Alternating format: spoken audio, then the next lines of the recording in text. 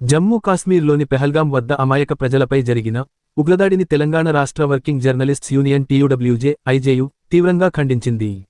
ఇది పిరికిపంద చర్య అని యూనియన్ రాష్ట్ర ఉపాధ్యక్షులు, జిల్లా అధ్యక్షుడు బుర్ర సంపత్ కుమార్ అన్నారు. దోషులను కఠినంగా శిక్షించాలని ఆయన డిమాండ్ చేశారు.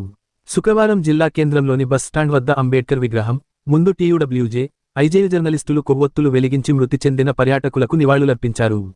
ఈ సందర్భంగా బుర్ర సంపత్ కుమార్ మాట్లాడుతూ, అమాయక పౌరులపై జరిగిన ఈ దాడులు బాధాకరమని, సమాజానికి ఎంతో నష్టం కలిగిస్తాయని ఆవేదన వ్యక్తం చేశారు.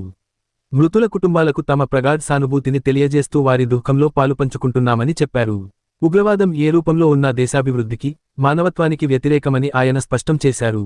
మత విద్వేషాలను రెచ్చగొట్టే వారిని గుర్తించి చట్టపరంగా, కఠినంగా శిక్షించాలని కేంద్ర ప్రభుత్వాన్ని డిమాండ్ చేశారు.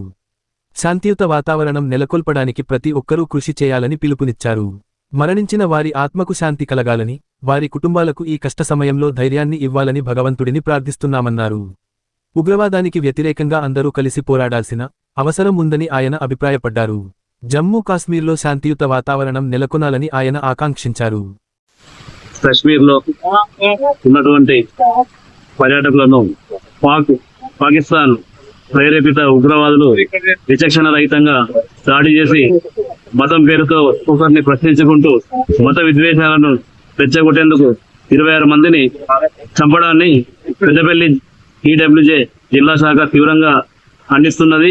ఈ ఘటనను నిరసిస్తూ ఎవరైతే ఈ ఘటనలో మృతి చెందినటువంటి మృతులకు ఘనంగా నివాళి అర్పించేందుకు ఈ రోజు జిల్లా వ్యాప్తంగా యూనియన్ ఆధ్వర్యంలో పిలిపించిన మేరకు గోదావరికని, మంచని, పెద్దపల్లి, సుల్తానాబాద్ తదితర ప్రాంతాల్లో ఈ యొక్క ఘనంగా నివాళులు అర్పించడం జరుగుతున్నది.